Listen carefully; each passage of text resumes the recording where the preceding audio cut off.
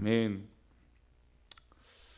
우리가 잘 모르는 길을 걸어갈 때 나를 인도해주고 또 나의 갈림길을 또 방향을 정해주고 그 길을 따라가면 참 편안하고 좋을 것입니다. 길 때문에 고민할 필요가 없죠. 왜냐하면 그 길을 잘 아는 사람, 그 길을 인도해주는 사람이 있기 때문입니다. 가끔 이제 요즘은 워낙 이제 내비가 잘 되어 있지만 그래도 익숙한 길, 그리고 나름 이제 빠른 길, 아는 길이라고 하는 것 때문에 아직도 좀 미묘한 것 같습니다. 그러니까 내비가 아무리 실시간으로 알려주고 한다고 할지라도 지름길이라든지 또 내비를 설정한 어떤 그런 요소들, 예를 들어서 뭐 돈을 내고 하는 이 고속도로 고속주행이 우선이냐, 아니면 뭐 막히지 않는 길이 우선이냐, 아니면 거리가 짧은 길을 선택해서 가겠느냐라고 하는 이 옵션 같은 이 선택하는 길에 따라서 이 내비도 이 길을 찾는데 우선순위를 두기도 합니다. 그럼에도 불구하고 아는 길을 가는 것이 훨씬 더 빠르죠. 왜냐하면 이제 내비를 보다가 가게 되면 아무래도 이 내비를 쳐다보고 또 판단하고 또 이 상황을 이해하기 위해서 속도는 당연히 느려질 수밖에 없습니다. 근데 아는 길을 가면 거침없이 가죠. 이 길을 가면 이렇게 가고 저렇게 가고 알기 때문에 어떤 그런 이 조심스러운 면이 아무래도 없고 바로바로 길을 가게 될 것입니다. 분명히 길을 안다는 것은 굉장히 중요한 부분이죠. 그러나 우리가 인생의 길이라고 하는 것을 볼 때 우리의 인생의 길을 잘 알고 잘 선택할 수만 있다면 얼마나 좋겠습니까? 그러나 우리의 인생의 길을 어떻게 예측할 수가 있고 또 하루가 다르게 우리 앞에 있는 어떤 이 모든 산적해 있는 이 선택의 길에서 우리가 얼마나 이것들을 알고 선택할 수 있겠습니까? 그냥 우리가 익숙한 대로 그냥 우리가 해왔던 대로 그 길을 인생의 길을 걸어가는 것이 아마 당연할 것입니다. 근데 요즘 이제 부모님들, 이제 자녀를 키우는 부모님들의 모습들을 보면 우리 자녀들에게 참 세세한 것까지 참 알려주려고 하는 것 같아요. 태어나서부터 중고등학교를 거쳐 대학 갈 때까지 세밀하게 우리 자녀를 양육하려고 하죠. 자녀 입장에서는 부모의 말만 믿고 부모가 시키는 대로 따라가기만 하면 됩니다. 하지만 아이의 자율성은 아무래도 좀 떨어지겠죠. 자생력과 경쟁력은 아무래도 좀 부족하게 될 것입니다. 그러니까 요즘 아이들의 어떤 그런 이 사회성에 대한 결여는 아마 이 시대적 상황을 반영한 결과라고 생각을 해보게 됩니다. 그러나 하나님께서는 어떨까요? 우리를 인도하시는 방법이 요즘 시대의 부모님들처럼 그렇게 우리를 인도하실까요? 그렇지 않죠. 하나님은 우리에게 세밀한 것까지 미리 알려주시지 않습니다. 큰 틀에서 신앙생활 잘하라고, 하나님의 성품을 닮으라고 이렇게만 설정해 두셨지 이렇게 가고 저렇게 가고 우리가 늘 하나님이 함께 하신다라고 말하지만 하나님이 함께 하시는데 어떻게 함께 하시는지 우리에게 늘 알려주시진 않는다는 것입니다. 예를 들어서 하나님께서 에덴을 만드시고 사람을 창조하시고 그들에게 하셨던 말씀이 있습니다. 생육하고 번성하고 땅에 충만하라. 선악과를 알게 하는 나무를 열매를 먹지 말라라고 하셨습니다. 그러나 만약에 뱀이 나타나서 너희를 유혹하고 어떻게 할 것이고 그럴 때는 이렇게 해라 라고 하는 이 방법들이나 길에 대해서는 알려주시지 않았다는 것입니다. 다만 선악과를 먹지 말라는 큰 틀을 알려주신 것이죠. 그런데 뱀이 나타났어요. 뱀이 나타날 것이라고, 뱀이 유혹할 것이라고 아마 이들은 예상하지 못했을 것입니다. 또한 까마득하게 하나님께서 하셨던 말씀을 뱀을 통해서 잃어버리게 되었을 것입니다. 아니, 이미 잃어버리겠을 수도 있겠죠. 이렇듯 하나님께서 세밀하게 그 길을 알려주시지는 않는 것 같아요. 믿음의 조상 아브라함을 볼 때도 그렇습니다. 너의 고향 친척집 본토를 떠나라고 하셨을 때, 그리고 하나님께서 가라고 하신 지시한 땅으로 가라고만 말씀하셨지 가나안 땅으로 인도하시는 별다른 말씀을 하신 적이 없습니다. 20몇 년, 25년 시간이 흘러도 아이가 어떻게 태어날 것이고 어떤 계획으로 주실지 몰랐어요. 그냥 기다리는 거죠. 하나님을 의지하고 믿음으로 그 길을 따라가야 된다는 것을 믿지만, 아니 시간이 25년 동안 자식이 없고 아이가 없으면 이걸 어떻게 믿겠습니까? 요셉도 마찬가지입니다. 요셉도 하나님께서 꿈을 주셨잖아요. 꿈을 보여주셨어요. 그래서 부모님이 자기에게 엎드리고 형제들이 자기에게 엎드려주고 자기가 어떤 그렇게 빛이 나고 정말 멋진 어떤 그런 역할들을 강성한 일들을 좀 가족들과 함께 이 일들을 할 거라고 생각했어요. 근데 그가 팔려갔잖아요. 오히려 가족들과 함께 하지 못하고 혼자 떨어져서 애굽에서 살게 되지 않았습니까? 하나님께서는 비전을 보여주셨고 목적을 보여주셨지만 그가 어떻게 살라고 세밀하게 말씀해 주시지 않았습니다. 하지만 우리가 그 목적을 알고 있다는 것이죠. 하나님 품 안에서 하나님 뜻 가운데 살아가는 의미와 어떤 그런 방향성은 우리가 알고 있다는 것입니다. 그래서 이 목적지까지 가는 길이 험난하고 어려울 수 있다는 것이죠. 당연하죠. 잘 모르는 길을 가니까 다시 갔다가 되돌아올 수도 있고 또 잘 모르는 길 가니까 가다가 넘어질 수도 있는 것이죠. 그것이 내 의도든 내가 부주의하든 아니면 의도한 함정이든 우리 인생에 그런 어려움들이 분명 있을 것입니다. 그러나 우리는 어떻게 해야 될까요? 결국은 하나님께서 원하시는 바른 길을 걸어가야 될 줄 믿습니다. 우리 사랑하는 우리 아침 기도에 모이신 우리 성도님들은 정말 바른 길, 하나님께서 기뻐하시는 온전한 길을 걸으시기를 축원합니다. 이것이 우리 인생이 굉장히 중요한 하나님께서 주시는 이 비전과 목적과 사명이라는 것이죠. 하나님은 사랑하는 욥을 역시 같은 방법으로 성장시키시고 있는 것이죠. 욥은 자기 신앙이 좋은 줄 알았습니다. 그러나 그의 신앙 안에 그 틀에 갇혀 있었던 것이죠. 먹고 사는 것이 문제가 없고 자녀들이 번성하고 인생에 아무런 어려움이 없을 때는 하나님 앞에서 신앙생활을 잘하고 있는 줄 알았습니다. 하지만 본격적인 하나님의 담금질, 이 어려움이 시작되자 그가 대처할 방법을 제대로 찾지 못하고 있었다는 것이죠. 즉 우리가 아무 일 없을 때는 그냥 그렇게 잘 지내지만 만약에 어려움이 있을 때 이거를 당황하지 않고 의연하고 능숙하게 이 일들을 감당할 수 있느냐 이겁니까? 그러나 대부분이 어려움이 생기면 이것을 의연하고 또 당연하게 이 길을 걸어가기는 어려운 것이죠. 하나님의 담금질, 하나님의 훈련이 시작되자 그는 대처할 방법이 전무하다는 것을 깨달았습니다. 하나님을 원망하지 말아야 되는 것을 알고 있음에도 불구하고 입으로 죄를 짓지 말아야 되는 것을 알고 있음에도 이 어둠의 터널 가운데 그는 계속해서 마음을 붙잡지 못하고 하나님 앞에 흔들리는 모습을 보여주고 있습니다. 오늘 본문에서는 보면 어떻게 보면 이 욥기 13장에서는 하나님 앞에 이 욥이 정말 바른 길을 가기 위해서 이렇게도 흔들리고 저렇게도 또 부딪혀 보는 모습이 보입니다. 그러니까 자신의 입술의 고백이 그렇죠. 어떻게 보면 잘하는 모습도 있고 또 넘어지는 모습도 동시에 보여요. 우리 잘하는 모습은 어떤가요? 우리가 읽었던 3절 말씀인데요. 우리 다시 한번 읽어보겠습니다. 3절입니다. 참으로 나는 전능자에게 말씀하려 하며 하나님과 변론하려 하노라. 전능자에게만 말하겠다라는 것입니다. 친구들과 대화 가운데 당신들하고 대화해봤자 이게 너무 힘들고 어렵다라는 것이죠.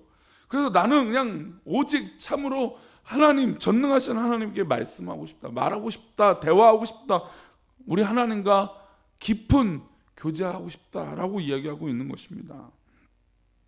친구들의 얘기를 들었습니다. 듣다가 화가 나죠. 자신의 의를 드러냈습니다. 하지만 이것은 대화가 아니라 서로의 말싸움 같은 모습이죠.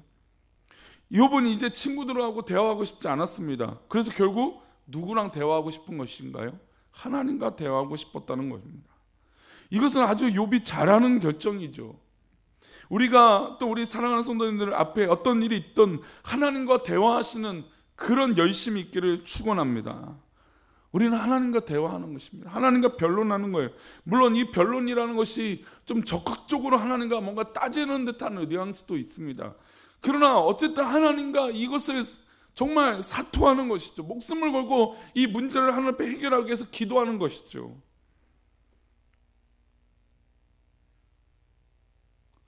가끔 욥의 마음처럼 어떤 사람이 오해를 받고 어떤 이런 판단을 듣게 되면 참으로 어렵습니다. 그런데 그때도 우리가 선택할 수 있는 것은 하나님께 변론하고 하나님께 말씀하는 것, 이거 말고는 없다는 것이죠. 아무리 설명을 해줘도, 아무리 진실을 얘기해줘도, 아무리 상황이 아니다 할지라도 상대방이 그렇게 믿겠다 하면 그때부터는 대화하기 어려운 거예요. 지금 마치 친구들은 정해놓은 답을 가지고 이 욥을 계속해서 이 인과율로 압박하고 너 죄 때문이야 라고 하는 이야기로 인해서 너무나 힘들고 피폐해졌을 것입니다. 아마 말로는 아니야, 내가 내 죄 때문에 이런 일이 일어난 것이 아니야 라고 이야기했을지라도 계속 그 한켠에는 불안했겠죠. 내 죄 때문에, 내 모습 때문에 내가 이런 일이 일어났구나 라고 하는 생각을 했을 것입니다. 그러나 그 순간에도 결국 누구랑 이야기해야 될까요? 하나님과 대화해야 된다는 것입니다. 믿음의 사람들은 원래 이런 것이 정상적인 거예요. 당연한 것이죠. 우리 안에 어떤 일이 있든 하나님과 대화하고 하나님과 변론하고 하나님과 깊은 대화를 해야 되는 것이 당연한 것이에요. 그러나 우리는 이 귀한 방향을 알고 있음에도 불구하고 우리 앞에 있는 쉬운 방법을 선택하죠. 인간적인 방법, 또 인간을 의지하고 또 사람이 내 편이 되어주기를 바라는 것입니다. 우리도 어려움 있을 때 신앙에 일시적인 도움을 주는 사람들과 변론한 것보다 하나님을 의지하고 하나님 앞에 무릎 꿇고 기도하는 것이 훨씬 더 유익이 된 것을 우리는 알고 있습니다. 그러나 알고 있음에도 불구하고 훨씬 더 유익인 기도를 하지 않다라는 것이죠. 욥은 그렇게 어렵고 힘든 과정 가운데 하나님 앞에 나아가고 있는 것입니다. 그런데 반대로 또 실수도 있어요. 우리 15절 말씀입니다. 15절 말씀 읽겠습니다. 시작. 그가 나를 죽이시리니 내가 희망이 없노라. 그러나 그의 앞에서 내 행위를 아뢰리라. 지금 욥은 그의 입술에서 희망이 없다고 단정하고 있습니다. 하나님 앞에 자기 행위를 가지고 아뢰겠다고 말하는 것까지는 아직도 욥이 행위 구원에 빠져 있다는 것, 즉 내가 뭔가 행동이 잘못된 것이 있기 때문에 이런 일이 났고 내가 행동이 잘한 것이 있기 때문에 잘된 것이다라고 하는 그냥 그 인과율, 지금 제가 며칠 동안 계속 강조했던 그 인과율에 젖어있던 그런 모습이 아직도 남아있는 것이, 그러니까 친구들이 막 계속해서 야 너 쟤 때문이야 라고 하는 말이 분명히 아닌 걸 알고 있음에도 불구하고 마음 한켠에는 그래 내가 잘못해서 그래 라고 하는 이 죄책감, 그 마음이 그 가운데 있는 것이죠. 그러니까 아직도 그것을 떨쳐버리지 못하니까, 전적으로 하나님 앞에 신뢰하지 못하니까 하나님 앞에 희망이 없다라고 이야기하고 있는 것입니다. 그리고 내 행위로 말미암아 대화가 될 것이라고 하는, 내 공로로 말미암아 하나님과 대화할 수 있을 거라고 하는 착각을 하고 있는 것입니다. 아니에요. 우리 믿음의 사람, 우리가 지금 믿고 있는 우리 개신교, 우리 합동측, 우리 교단, 또 우리가 믿고 있는 우리는 우리의 공로로 하나님과 대화할 방법이 없습니다. 근데 욥은 지금 그 행위로 말미암아 하나님과 아뢰겠다라고 하는 이 공로주의의 모습이 아직도 남아있는 것입니다. 즉 자신의 이 일이 자신의 행동의 잘잘못으로 인해서 일어나고 있는 일이라고 아직도 마음 한켠에 있는 것이죠. 사실 우리가 어려움에 빠지면 우리의 행위를 돌아보는 게 당연해요. 혹시 하나님 앞에 잘못한 것이 없는지 생각합니다. 때로는 적극적으로 설명할 때는, 이해할 때는 내가 11조를 떼먹은 것은 없는지, 아니면 주일 예배를 제대로 못 드리고 있는 것은 아닌지, 아니면 입술로 하나님을 원망한 적은 없는지, 아니면 내가 기도하지 않아서 이런 것인지. 그러나 행위보다 더 중요한 것은 우리의 마음가짐이고 믿음의 중심인 줄 믿습니다. 내 믿음의 중심이 하나님을 비켜서 있지 않는지, 나도 알지 못하는 사이에 내 중심이 하나님을 떠나 있는 것은 아닌지, 아니 내 중심이 우상 앞에 있는 것은 아닌지, 내 중심이 더 소중하게 여기고 있는 것이 내 앞에 있는 것은 아닌지 살펴봐야 된다는 것이죠. 이것이 훨씬 더 중요한 문제예요. 내 중심과 내 마음을 빼앗아가고 있는 것이 있다면 오늘 아침에 기도할 때 그 내 마음을 다 사로잡은 것을 다 하나님 앞에 내려놓고 기도하시기를 축원합니다. 그것이 우리 성도님들을 붙잡고 걸림돌이 된다면, 걸리게 하는, 넘어지게 하는 걸림돌이 된다면 우리는 던져 버려야 되는 것이에요. 이것이 우리 가운데 훨씬 더 중요한 문제고 더 중요한 차원의 기도 제목입니다. 욥은 지금 하나님과의 관계를 살피기보다는 자신의 행위를 살피는 모습을 보여주고 있습니다. 자, 욥이 잘하는 것도 있어요. 하나님 막 별로네요. 또 반대로 욥이 좀 이렇게 희망적이지 않고 또 자신의 행위를 가지고 하나님 앞에 접근하는 모습을 보여주고 있어요. 그러나 이런 과정이 믿음의 과정 가운데 필요하다는 거죠. 또한 아니 뭐 어떤 신앙인이 뭐 저도 마찬가지지만 뭐 언제나 뭐 완벽하게 잘하는 것처럼 보이겠습니까?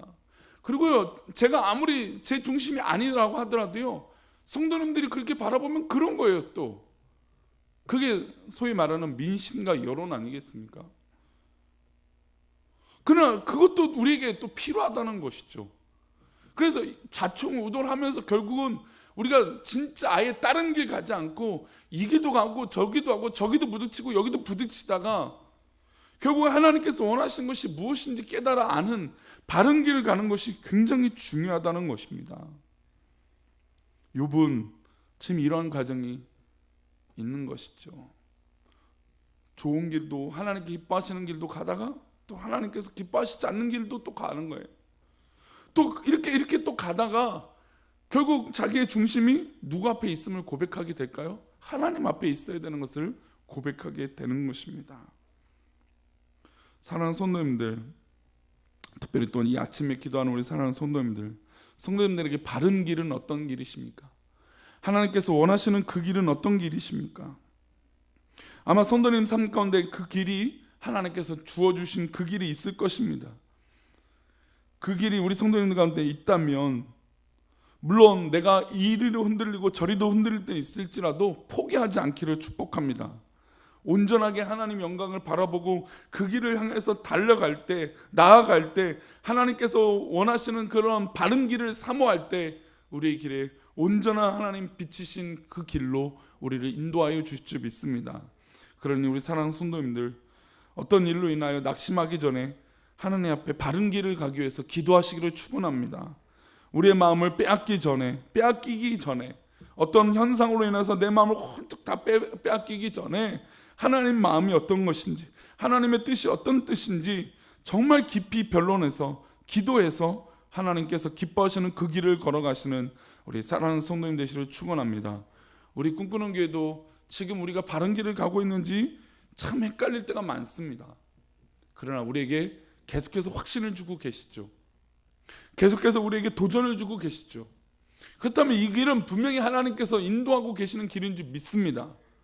그러니 우리 사랑하는 성도님들 삶에서도 일어나는 모든 이런 고민들과 염려들에서도 자유하시기를 축원합니다.